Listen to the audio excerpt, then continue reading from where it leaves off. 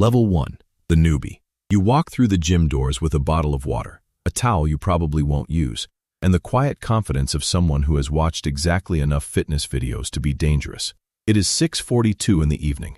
The place is full. Every bench seems occupied, and the dumbbells you want are somehow always in somebody else's hands. You stand near the entrance pretending to check your phone while you figure out where the locker room is. You have no idea what half the machines do. One has a seat, 2 handles, and a diagram that looks like an interrogation manual. You decide it must be important. You sit down, adjust something at random, and begin moving the weight with the concentration of a person defusing a bomb. A guy walks past wearing a stringer, headphones, and the expression of someone who has been here since the building was constructed. He does not look at you. That is good. You can learn in peace. Your first workout is mostly negotiation. You negotiate with the bench. You negotiate with the dumbbells. You negotiate with your own lungs after 8 minutes on the treadmill. You discover that the mirror is not your friend, especially under overhead lighting. You also discover that every gym has one machine everyone wants, and one machine nobody understands. You leave after 40 minutes, feeling like you have accomplished something enormous. Your arms are not bigger. Your shirt fits exactly the same. But you have started the ritual. Tomorrow, you will be sore in places you didn't know had names. You will walk down the stairs slowly and tell yourself this is proof that it worked. You have not become a gym bro yet. You have simply entered the ecosystem. The next morning, you learn another rule. Stairs are different after squats. You hold the railing like it has suddenly become a structural requirement. At work, you sit down carefully. Someone asks if you are okay. You say yes because admitting that sitting on a chair has become a physical event feels unnecessary. You also make your first mistake with the mirrors. You start checking yourself between sets. At first, it is curiosity. Then it becomes routine. A shoulder looks slightly better from one angle. Your stomach looks worse from another. And suddenly, the lighting has become part of your emotional state. The gym has introduced you to an ancient truth. Fluorescent lights are excellent at making everyone reconsider their life choices. Still, you return. Not because you have become disciplined, but because you are curious what happens if you keep going. Level 2. The regular. 3 weeks later, the front desk recognizes you. That changes everything. You no longer walk into the gym looking for a machine. You walk in looking for your usual machine. You know which locker sticks. You know which treadmill has the broken headphone jack. You know that if you arrive at 7:15, the squat racks are already gone. Your gym bag has become strangely specific. Shoes, bottle, towel, charger, headphones, a shaker cup, maybe a banana that has been sitting at the bottom of the bag since Tuesday. You have a routine now. Push, pull, legs, or some complicated variation you found online and immediately modified because you are convinced your body is different from everyone else's. The first visible change is not your physique. It is your behavior. You stop asking whether you should train today. You simply go. You begin recognizing people. The older man who always walks on the treadmill. The woman who occupies the same cable station every morning. The guy who somehow wears the same black shirt every Monday. Nobody has introduced themselves, but you have all become background characters in one another's lives. Then one afternoon, someone asks, "You using these?" You look down. A pair of dumbbells are beside you. "Yeah," you say. You aren't using them. You are resting. But something has happened. You have learned gym etiquette. You return weights. You white benches. You stop curling directly in front of the dumbbell rack. You have crossed the first invisible border. You are no longer visiting the gym.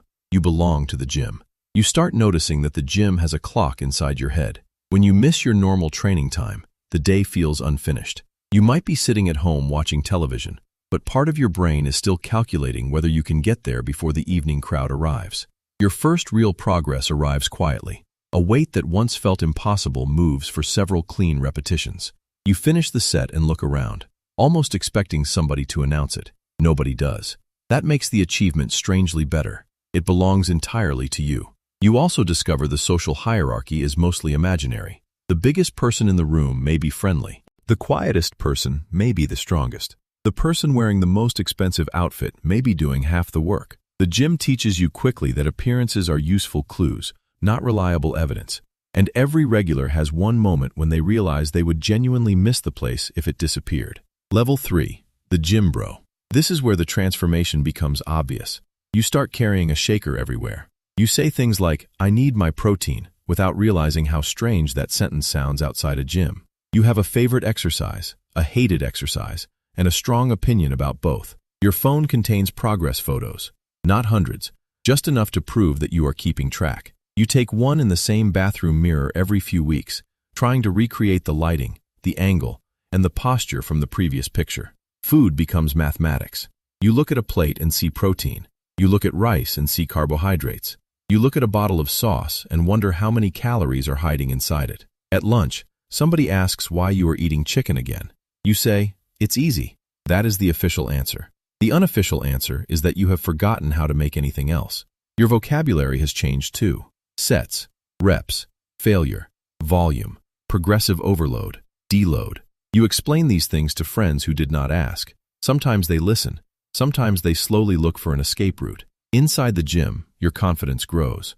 You know how to load a bar. You know how to adjust a cable. You can identify the difference between someone warming up and someone preparing to move a serious amount of weight. You also learn the sacred rule of the gym bro. If someone is lifting something heavy, you do not interrupt them unless the building is on fire.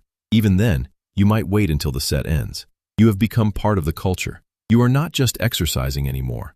You are participating in a small society with its own language, customs, and suspiciously strong opinions about leg day. Your friends begin using the phrase, gym bro, as if it explains everything about you. You deny it at first. Then you hear yourself discussing creatine dosage at a birthday dinner and realize the case is difficult to defend. You develop opinions about benches, not just whether they are available, but whether they are the right height, whether the padding is too soft, and whether the person before you left the adjustment pin in the exact position required by ancient law. You learn the strange etiquette of spotting. A good spotter helps only when necessary. A bad spotter grabs the bar immediately and somehow performs half the lift for you.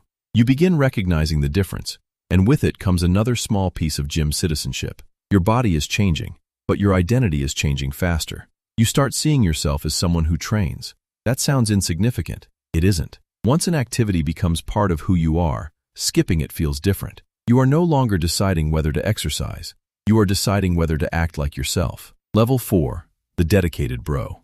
At this level, the gym stops being something you fit into your schedule. The schedule is built around the gym. You know exactly when you train. You know what you eat before training. You know how long you rest between sets, even if you still occasionally stare at the timer and wonder why 3 minutes feels like 20. Your friends learn not to invite you to dinner on leg day. You begin planning trips around gym access. A hotel without a decent weight room is no longer a minor inconvenience. It is a problem requiring investigation. You search photographs. You read reviews. You zoom in on equipment visible behind a reception desk. Your suitcase has room for lifting shoes. You start noticing details other people never see. A cable machine with a smooth pulley feels luxurious. A bench that does not wobble feels like premium engineering. A rack with enough plates becomes a small miracle. Then your body stops changing as quickly. The easy progress is gone. The first months gave you obvious improvements. Now you stare at the mirror and discover that adding another kilogram of muscle is no longer a weekly event. Your expectations have grown faster than your body. This is the first serious test. You can chase numbers, chase aesthetics, chase every new program that appears on your feed, or accept that progress has become slower and more deliberate. You begin recording your workouts, not because you enjoy spreadsheets, but because memory becomes unreliable when every Tuesday looks like every other Tuesday. You write down the weight, the reps, the set. Sometimes the note simply says, "Felt terrible." And strangely, that becomes useful too. You are learning that dedication is not always feeling motivated. Sometimes it is showing up when the workout is ordinary, the pump is mediocre, and nobody notices you were there. You also begin discovering the hidden cost of consistency. Convenience starts losing arguments to routine. You turn down late nights because you know tomorrow's workout will suffer. You carry meals in containers. You check restaurant menus before meeting friends. You learn which foods are easy to prepare when you are tired enough to eat cereal directly from the box. There are moments when the lifestyle feels ridiculous. You are traveling through another city, standing in a hotel room, and instead of enjoying the bed, you are searching online for whether the hotel gym contains a squat rack. You find 3 blurry photographs. One shows a treadmill, one shows a yoga mat, the third is mostly a ficus. You keep looking. But the deeper change is that you have learned to make decisions based on the person you want to be months from now, not the person you feel like being tonight. That is a useful skill far beyond the gym. Level 5. The serious lifter. Now the gym has changed again. The casual crowd sees equipment. You see patterns. You notice when your bench stalls for 6 weeks. You notice that your squat feels better after a proper warm-up. You notice that sleeping 5 hours turns tomorrow's workout into a negotiation. You stop believing that every bad session requires a new program. Your training becomes less theatrical and more precise. You warm up properly. You control the eccentric. You stop treating every set like a personal audition. You understand that sometimes leaving 2 good repetitions in reserve is smarter than grinding until your technique looks like a crime scene. Other gym bros start asking you questions. How did you get your bench up? You answer carefully, because you have learned something important. The answer depends on the person asking. You have also learned to distrust miracles. The supplement promising unbelievable gains? Probably marketing. The program claiming to transform your body in 30 days? Probably marketing. The guy who says he gained 15 kilograms of pure muscle in 3 months? You listen politely. Your meals become boring in a different way. They are not boring because you lack imagination. They are boring because consistency is convenient. The same containers appear in your refrigerator. The same grocery list returns every week. You begin understanding recovery as part of training. Rest is no longer what happens when you fail to train. It is one of the things that makes training possible. The irony is that becoming more serious makes you less dramatic. You don't need to announce every workout. You don't need to film every set. You don't need strangers to know what you lifted. You simply know what you are trying to improve, and you know what it costs. Your notebook begins to reveal patterns you could not see from memory. Bad sleep, bad sessions. Good sleep, better sessions. A lift that looked stuck suddenly moves. A week of stress explains a week of poor performance. The body is not a machine that obeys motivation. It is a living system that keeps receipts. You also become better at separating pain from effort. Hard is normal. Sharp, strange, or persistent is different. This distinction saves you from the kind of heroic stupidity that looks impressive for 10 seconds and annoying for 6 weeks. The people around you notice that you have become calmer. You don't rush every set. You don't panic when the gym is crowded. You can change an exercise without feeling that the entire program has collapsed. That is a form of expertise nobody sees in a progress photo. It is the ability to make good decisions when the perfect conditions do not exist. Level 6. The Physique Bro. Your priorities shift. Strength still matters, but now you notice symmetry. Shoulders, back width, upper chest, arms, waist. You turn slightly in the mirror and suddenly become an unpaid architect studying proportions. You discover that building a physique is not the same as becoming strong. A movement that makes a number go up is not automatically the movement that gives you the look you want. You start selecting exercises based on what they do, not how impressive they sound. The cable machine becomes your laboratory. You adjust the height by 1 notch. You change your grip. You move 2 steps backward. You try the set again. Someone nearby watches you perform what appears to be the world's most complicated triceps pushdown. You don't care. Your wardrobe changes too. Shirts that used to hang normally now behave differently around your shoulders. Some become too tight in the sleeves.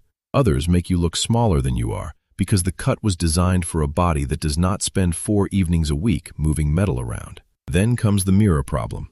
You can see every improvement and every flaw because you are looking every day. Someone who sees you after 6 months notices the difference immediately. You see the difference only when you compare photographs. That teaches you something uncomfortable about perception.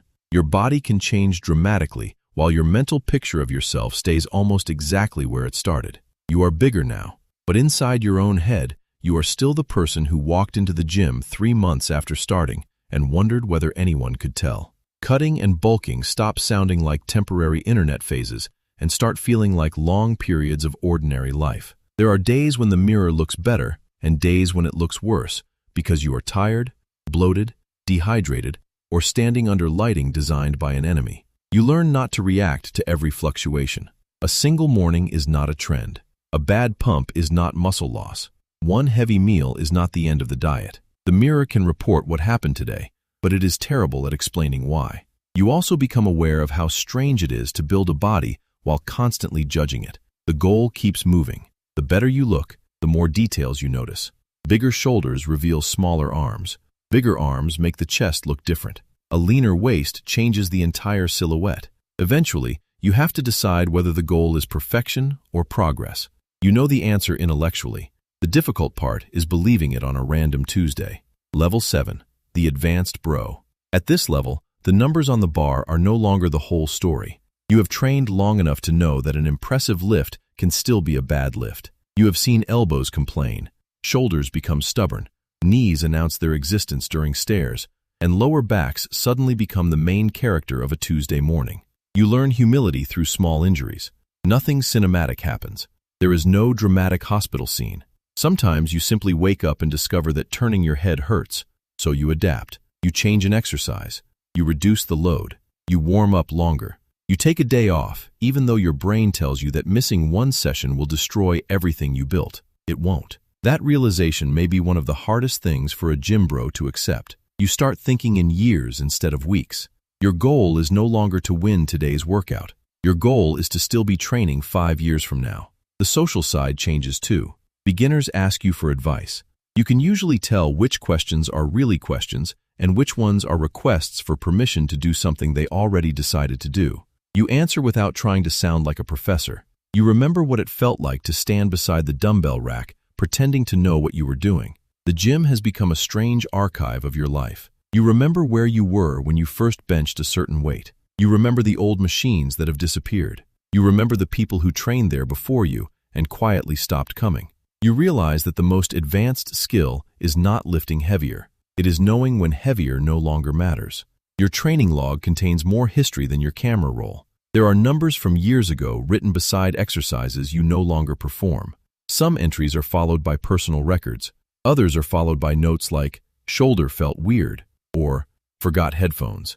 It is a surprisingly honest autobiography. You have also learned that advanced training can be less impressive to watch.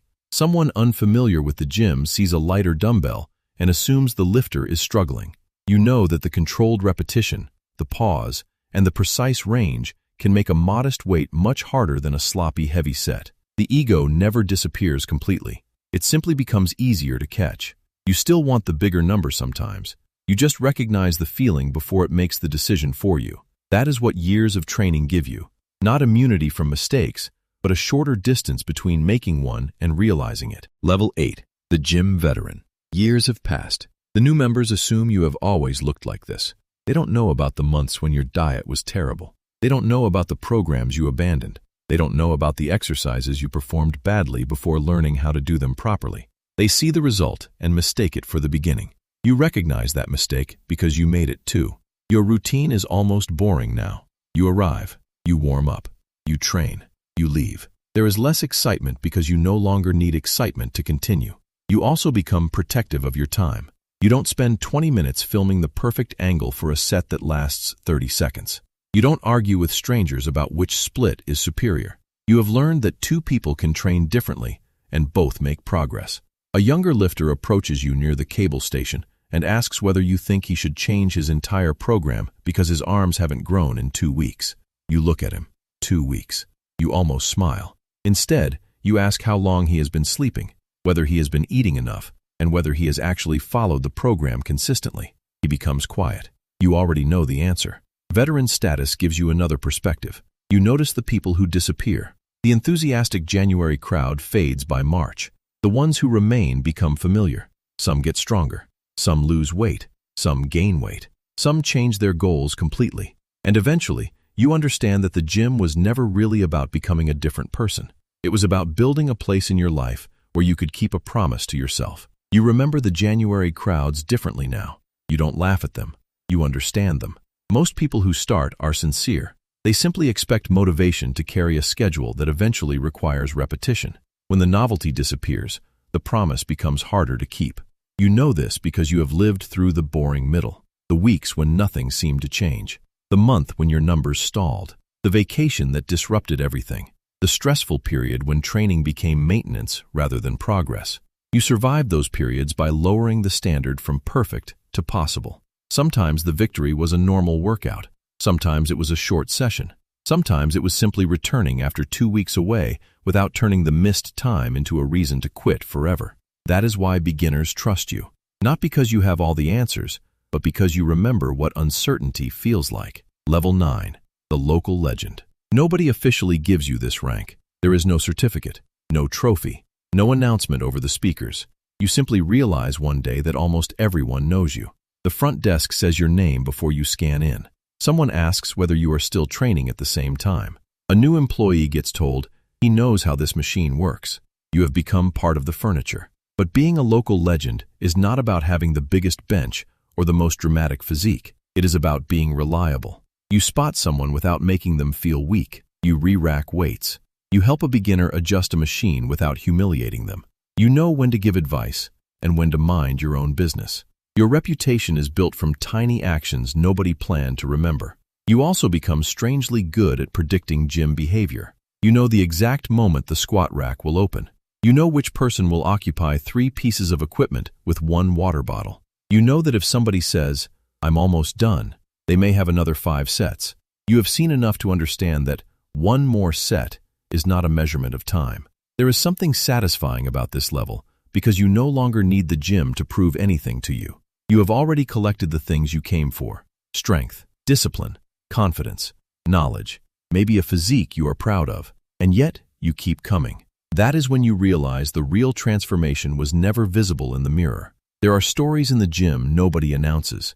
The person who started after a difficult year, the older member rebuilding strength after years away, the quiet lifter who trains before sunrise every day and never posts a photograph. You have watched people change in ways that have nothing to do with aesthetics.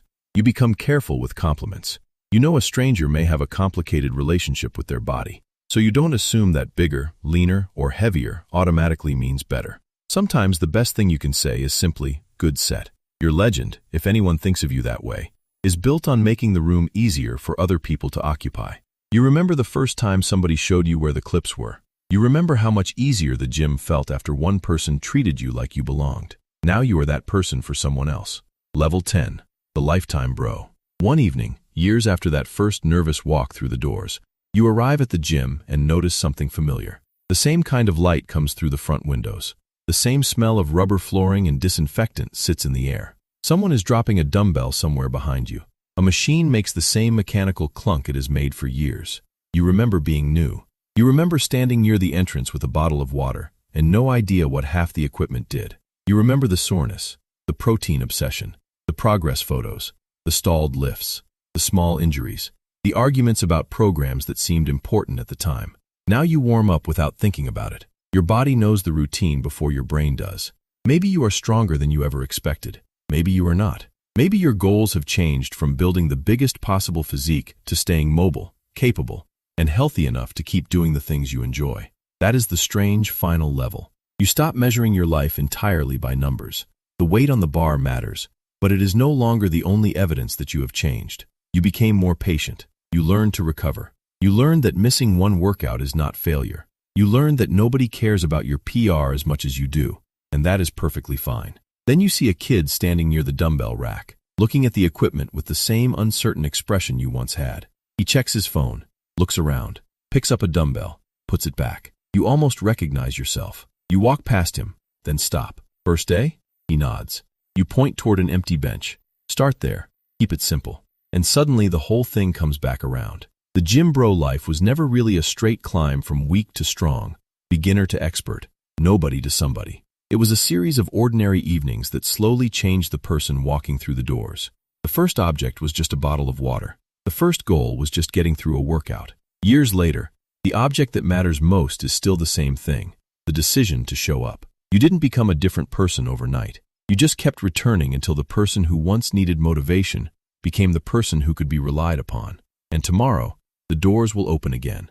Someone will walk in for the first time. Someone else will be chasing a new personal record. Someone will be counting calories in the parking lot, and you will probably be there somewhere, loading the bar, adjusting the seat, or quietly helping somebody who hasn't learned the rules yet. So, which gym bro rank would be hardest for you to survive? Tell me in the comments.